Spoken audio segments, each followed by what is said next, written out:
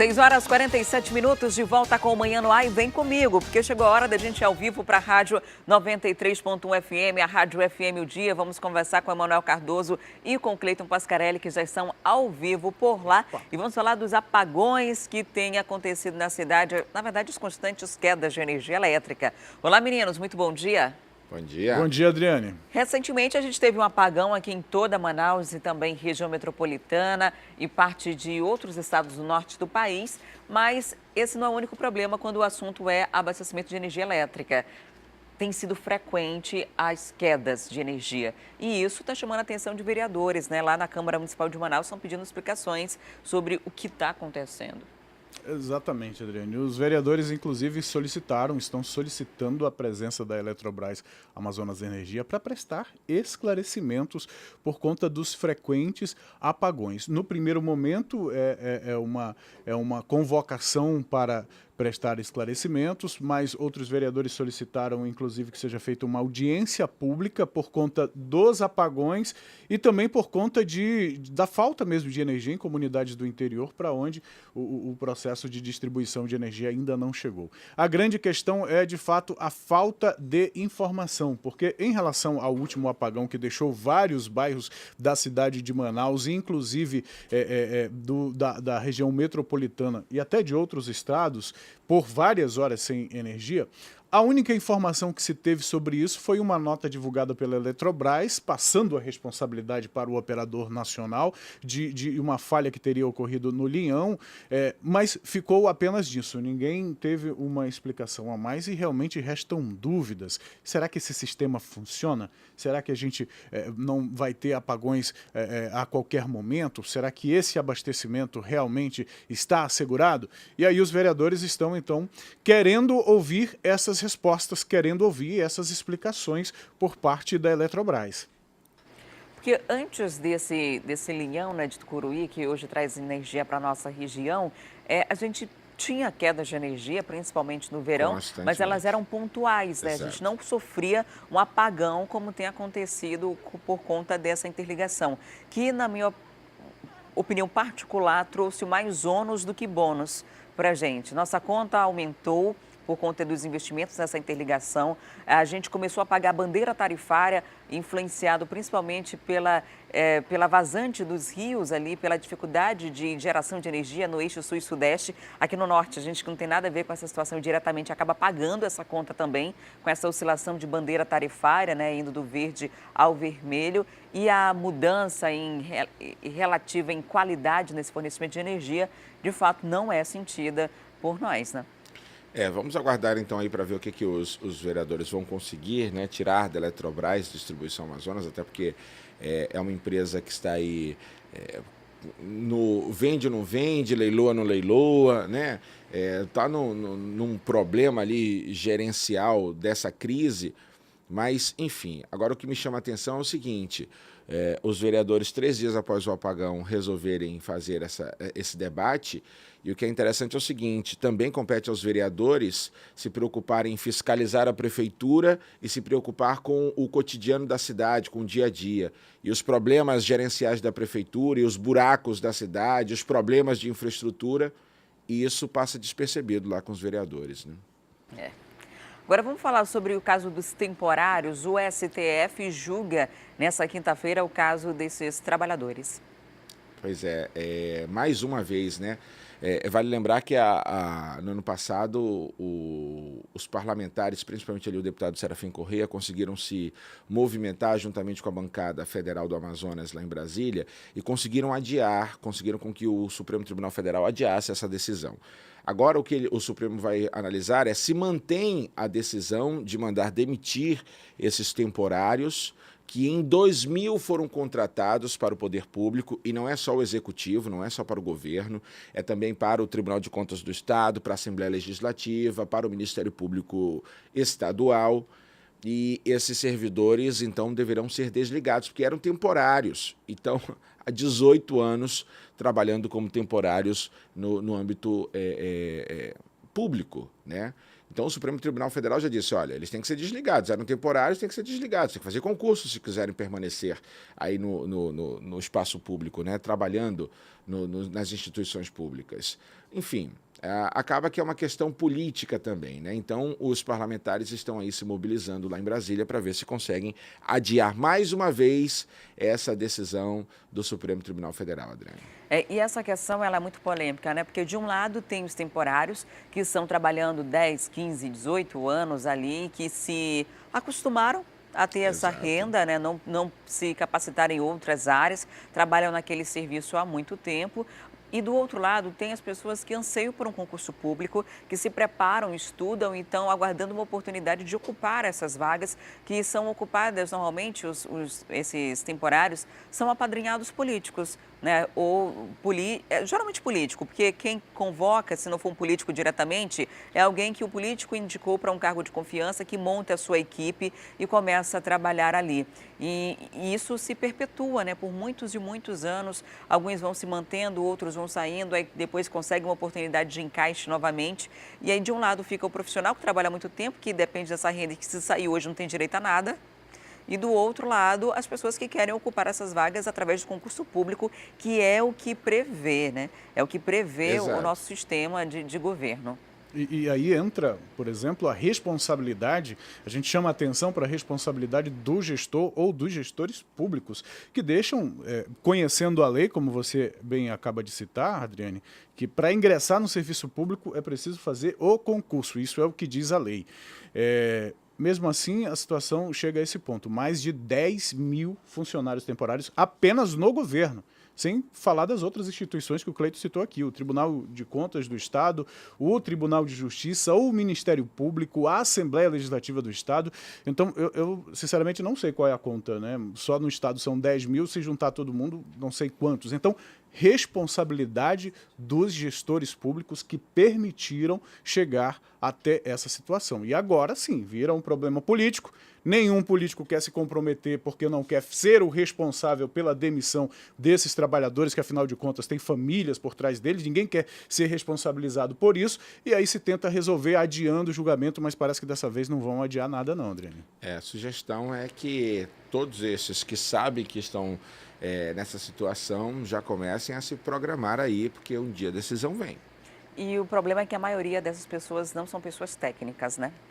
Muito obrigada, Exato. Meninos, pelas informações. Um excelente dia para vocês, para os ouvintes da 93.1. Obrigado, bom dia, até amanhã. Bom dia, Adriane, até amanhã. Até lá, tchau, tchau. Olha, por aqui no Manhã no Ar tem uma informação de trânsito para você. Na verdade, um acidente que aconteceu ontem à noite. Vem comigo, acompanhe só essas imagens aqui no Twitter do Manaus Trans, de um caminhão que tombou ali no Educandos, na zona sul da cidade. E o caminhão está com a maior parte submersa ali no Rio Negro e houve ali uma grande perda de carga. Eles já conseguiram tirar esse veículo do local e a gente está, inclusive, ao vivo agora lá no Educandos para mostrar como ficou a situação depois desse acidente. Olha só, nós estamos ali próximo à Feira da Panaí e isso que você vê ali em branco é parte da carga desse caminhão que tombou. É possível ver nessa pista também a marca do freio, né? O condutor deve ter feito todo o possível para evitar que isso acontecesse, mas às vezes o volume de carga está muito grande, ultrapassa a capacidade do veículo para conseguir fazer um transporte.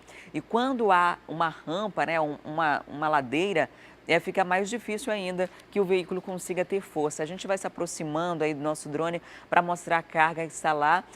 Ao que parece, a lona do próprio caminhão serve como uma contenção ali para que essa quantidade de carga não seja distribuída, espalhada ainda mais. Eu não consigo perceber daqui do que se trata essa carga, né? Mas o fato é que isso aconteceu ontem à noite, ali no Educandos, bem próximo a Panaí. São sacas aqui que são espalhadas, não dá para saber o conteúdo desse material, né? Mas ontem aconteceu esse acidente, a gente não tem informação de que ninguém tenha se ferido. A princípio são danos materiais e grandes, né? Porque a gente vê que a carga ficou toda dentro do rio, apesar do veículo já ser retirado. E agora a gente vai subindo, vamos tentar mostrar para o nosso telespectador que está acompanhando o Manhã no Ar, onde é de fato esse problema aí no Educandos, onde aconteceu esse deslizamento. A gente já tem imagens do drone? Vamos mostrar, Emerson, para o nosso telespectador onde estamos, dar uma dimensão aí de onde foi que esse acidente aconteceu, né? Ó, ali na frente tem a feira, lá no fundo, ali é aquele terminal pesqueiro que nunca funcionou.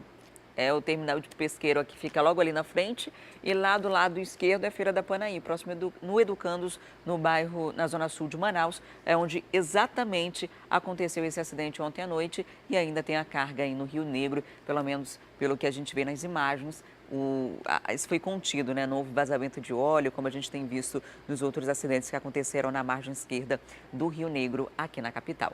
Daqui a pouquinho a gente mostra o trânsito em outras áreas da cidade com imagens ao vivo, feito pelo nosso drone.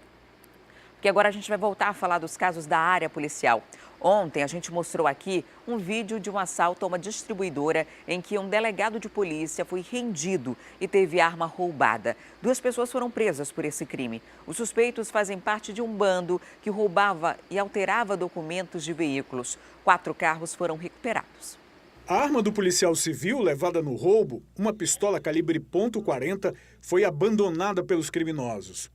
Havíamos a informação de que essa arma teria sido repassada para outros marginais da localidade do Ouro Verde e Coroado. Então realizamos um trabalho intenso de saturação de toda a área do Coroado e do Ouro Verde com nossa equipe especializada. Essa arma foi abandonada por esse marginal, o qual realizou uma chamada para o 190 informando a Polícia Militar que a arma teria sido abandonada numa lixeira, oportunizando os policiais militares que fossem recuperar essa arma e apresentar aqui na nossa unidade especializada. Além da arma do policial, os criminosos também levaram o carro do proprietário do local. 2 integrantes da quadrilha foram identificados e presos. Mauro Célio Pereira da Silva, de 35 anos, teve um mandado de prisão decretado. Mauro usava tornozeleira eletrônica, porém há mais de 20 dias não andava com equipamento e estaria cometendo crimes durante esse período. A partir do momento que tomamos conhecimento de que havia um veículo Siena dando apoio àquela atuação criminosa no dia 18, já tínhamos aí conhecimento de que se tratava do Mauro Célio, já vista que ele já havia sendo investigado pelas nossas equipes de investigação aqui da especializada, em razão desse roubo do Siena que ocorreu no dia 12 de outubro. Com base nos registros fotográficos dele, conseguimos aí fazer com que as vítimas lograssem êxito em reconhecê-lo no assalto do dia 18, possibilitando então a nossa representação pela prisão temporária dele, que foi cumprida na manhã de ontem no município de Iranduba. A polícia conseguiu recuperar 3 veículos roubados pelo grupo criminoso. Um dos carros foi encontrado com Renato Barbosa Oliveira, de 25 anos, preso em flagrante. A partir das diligências que foram empreendidas, então, com o trabalho de saturação na área do Coroado e Ouro Verde, conseguimos identificar a residência dele, onde ele mantinha um veículo com restrição de roubo com as placas clonadas. Esse é o carro que foi utilizado para realizar o crime no conjunto Morada do Sol. A polícia já estava investigando. Ele foi roubado no dia 12 de outubro agora e foi encontrado com a placa clonada depois de ter sido abandonado pelos criminosos. Este é o veículo que foi levado do comércio, que pertence ao dono, proprietário do estabelecimento. O veículo também foi abandonado depois que a polícia começou a investigar o caso. E este outro carro, que inclusive está com a placa clonada, foi encontrado na casa onde a polícia também prendeu o Renato. O veículo é roubado. O Renato tem uma função específica na quadrilha, que é justamente receptar esses veículos que fossem roubados e realizar as clonagens e adulteração desses sinais identificadores desses veículos para que possam ser utilizados em outros assaltos e homicídios. As diligências investigativas já conseguiram aí identificar a participação de outros 2 suspeitos naquele delito ocorrido no dia 18, onde teve como vítima um delegado de polícia da Polícia Civil. Agora as investigações vão continuar para que a gente possa tentar capturar eles e retirar eles de circulação.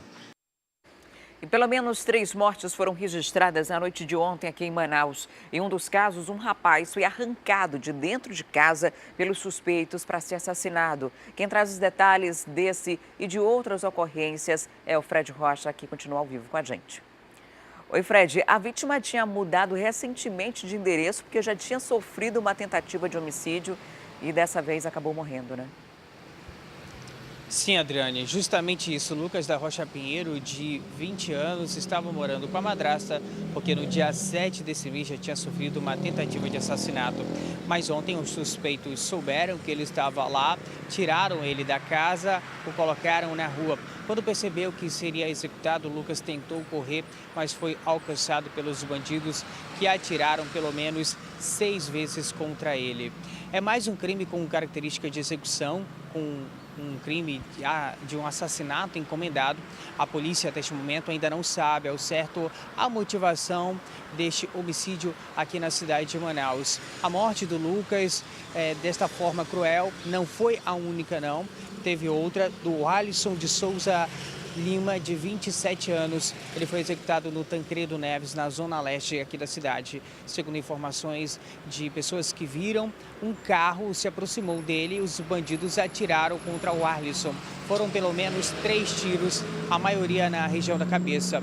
As pessoas que presenciaram o crime não conseguiram anotar a placa do veículo utilizado pelos bandidos. Portanto, por enquanto, a Polícia Civil ainda não tem esta identificação, até mesmo para ajudar a investigar mais este crime aqui na cidade de Manaus. Nesta madrugada, um jovem de 19 anos, Fausto Monteiro Neto, foi assassinado na Compensa, zona oeste da cidade. Ele estava em uma boca de fumo porque era usuário de drogas, quando 2 homens chegaram em uma motocicleta e dispararam contra ele. Segundo a própria mãe de Fausto, ele tinha se envolvido com a mulher de um traficante da área e por isso estava sofrendo ameaças de morte. Por enquanto, a polícia não conseguiu encontrar nenhum suspeito de participação nesses assassinatos. Agora, os casos vão ser investigados pela Delegacia Especializada em Homicídios e Sequestros. Adriana. Tá certo, Fred. Muito obrigada pelas informações. E envolvidos em homicídios exibidos em redes sociais tiveram a prisão preventiva decretada. Os 2 detidos são Pablo Lima Freitas, de 22 anos, e Paulo Henrique Porfírio, de 20 anos. Eles foram presos em flagrante no fim de semana e um adolescente de 15 anos foi apreendido. Com a prisão preventiva, não há prazo definido para que os suspeitos possam ganhar liberdade. Eles podem ficar encarcerados pelo menos até o julgamento. Outros 2 suspeitos do crime já foram identificados. Ontem a gente mostrou esse caso aqui no programa. As vítimas desse crime são Emily Souza Lima, de 18 anos, Lorena Amaral de Souza, também de 18, e Joedson Maia Nobre, de 21 anos. 5 homens mataram as 2 jovens, motivados por uma briga entre facções rivais do tráfico de drogas. Já Joedson Maia Nóbrega foi morto porque estava na companhia delas no momento em que elas foram sequestradas. Ele tinha um relacionamento com Lorena. O grupo filmou as execuções e divulgou em uma rede social na internet. E quase que diariamente a gente mostra aqui no programa o envolvimento de presos monitorados por tornozeleira eletrônica em crimes. Isso passou a ser tão comum que desde que o regime semiaberto foi desativado aqui em Manaus. Ontem, 7 detentos voltaram para a cadeia após uma operação da Polícia Civil. Todos eles deveriam estar com a tornozeleira eletrônica, mas na perna ficou apenas a marca do equipamento. As prisões são resultado da Operação Rastreamento 2. O alvo são detentos que estavam no regime fechado e saíram para o semiaberto com a utilização do monitoramento por tornozeleira. O que todos esses presos têm em comum é que eles romperam a tornozeleira eletrônica e podem estar envolvidos na prática de outros crimes. Em locais, na cena de crime, é possível constatar a presença dessas pessoas, que não deveriam estar longe das suas casas. Encontramos vários também fora de hora, tá certo? Eles têm que estar recolhidos a partir de 9 horas e muitas vezes a Polícia Militar encontra meia-noite, 1h da manhã, próximo de bares, próximo de locais em áreas vermelhas, Então, assim, por isso que é importante esse acompanhamento para a gente poder retirar essas pessoas de circulação, do meio das pessoas que estão ali naqueles locais para se divertir, para ter uma vida tranquila. Com base nas informações do monitoramento e nas investigações, os presos podem responder por outros crimes, além daqueles pelos quais foram condenados. Como já eram considerados foragidos, todos vão ser encaminhados para o sistema prisional. Estamos cumprindo esses mandados de prisão em parceria com o Ministério Público, que também identificou essa situação, fez os pedidos para que o juiz da execução penal ele determinasse a regressão provisória, a regressão cautelar de regime, e é o que está acontecendo. Eles estão indo para o regime fechado, vão participar de uma audiência e vão informar, justificar ao juiz o porquê que a tornozeleira estava desligada ou o porquê que a tornozeleira estava rompida. E após 2 tiroteios com mortes no bairro Presidente Vargas, a Secretaria de Segurança Pública realiza operações nas zonas leste e sul. Veja agora no resumo dos casos de polícia. Na noite de ontem, ocorreu mais uma edição da Operação Saturação. O policiamento foi reforçado no bairro Presidente Vargas, conhecido como Matinha. Em 2 semanas, ocorreram 2 tiroteios no local. Nesses confrontos de facções, 4 pessoas morreram. Uma loja de artigos femininos no centro da cidade foi furtada 2 vezes pelas mesmas pessoas. 5 mulheres e um homem cometeram o crime. Eles fingem ser clientes, começam a ver os produtos e logo em seguida cometem um furto. Os suspeitos colocam perfumes entre as pernas e saem como se nada tivesse acontecido. Cerca de 20 minutos depois, elas retornam na mesma loja e fazem a mesma coisa. Ao todo, 18 perfumes foram furtados. 2 toneladas de carvão vegetal foram apreendidas em operação. Não havia documentação do produto, segundo a Polícia Civil. Valdeir Cortez da Silva, de 30 anos, foi preso por crime ambiental. Ele é reincidente e vai responder em liberdade. O material apreendido foi doado a instituições. E agora são 7h08 e a gente fala do calendário eleitoral. A partir de hoje, nenhum eleitor pode ser preso. Quem vai trazer os detalhes para a gente é a repórter Thea Morel, que já está ao vivo. Oi, Thea, muito bom dia. Existe alguma exceção que pode, sim, resultar em prisão mesmo nesse período?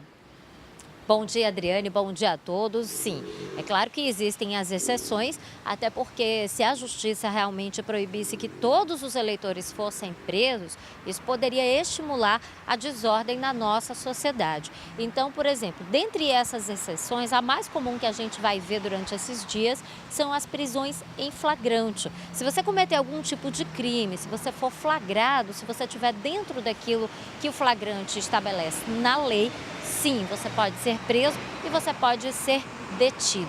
Existem também aquelas questões dos crimes eleitorais, né, Adriane, que a gente deve perceber principalmente no dia da eleição, no próximo domingo, dia 28 de outubro. São crimes eleitorais, por exemplo, a realização de comícios, de carreatas, e não só pelos candidatos, viu, Adriane? Se um grupo resolver fazer uma espécie de comício em algum lugar em prol de algum tipo de candidato, essa pessoa, esse grupo também pode ser presa. As carreatas também são aquelas manifestações, digamos assim, mais barulhentas, e se a pessoa for flagrada, pode ser levada pela polícia militar, pode ser levada pela autoridade policial para o local específico onde existe um juiz que já vai, inclusive, avaliar o tipo de crime e o tipo de delito que foi cometido. Uma coisa também que a gente toca muito no dia da eleição é a questão da boca de urna. Você não pode ir para as sessões eleitorais para fazer boca de urna para os candidatos. E tem também, Adriane, uma coisa que eu preciso citar aqui, a propaganda na internet.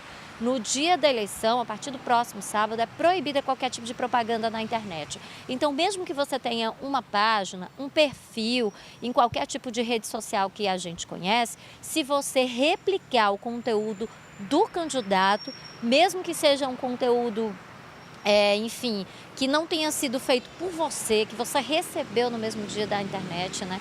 Na internet ou em qualquer tipo de rede social, se você replicar aquilo e se você for flagrado, você também está cometendo um crime eleitoral. Então as pessoas têm que aproveitar, se quiserem se manifestar em torno do candidato que apoia, para fazer isso nesses dias. A propaganda eleitoral também se encerra na sexta-feira. A gente aproveita para lembrar disso. A gente não vai ter mais os programas de TV, não vai ter mais os programas de rádio, não vai ter mais qualquer tipo de manifestação em prol dos candidatos, porque a partir dessa data da sexta-feira, né, essa propaganda ela é proibida pela Justiça Eleitoral, e quem for flagrado e denunciado corre o risco de ser preso. As prisões, inclusive, viu, Adriane, as penas, né, previstas para esse tipo de crime, elas variam de 6 meses a 1 ano. Essa proibição da prisão do eleitor aquela prisão apenas que a gente está acostumada a ver, porque a gente tem realmente casos todos os dias, ela começa hoje, dia 27 de outubro, e vai até o dia 30 de outubro, às 17 horas. Fora o flagrante, Adriane, réus condenados, réus foragidos também podem sim ser presos, e aquelas pessoas que foram condenadas em sentenças já julgadas, aquelas que realmente já tiveram a pena pela justiça, também podem ser presos. Então, assim, não é simplesmente nem todo mundo pode ser preso a partir de agora. E aí essa definição, quer dizer, a normalidade volta a partir do dia 30 de outubro, 5 horas da tarde. Adriane. Tá certo, Thea. Muito obrigada pelas informações. Até daqui a pouco. E agora a gente vai para o intervalo e na volta tem dicas de cultura e vamos falar também sobre os casos de sarampo. Eles continuam aumentando aqui na capital. Só na última semana, 209 casos foram registrados. E eu trago os detalhes para você em instantes. Não saia daí.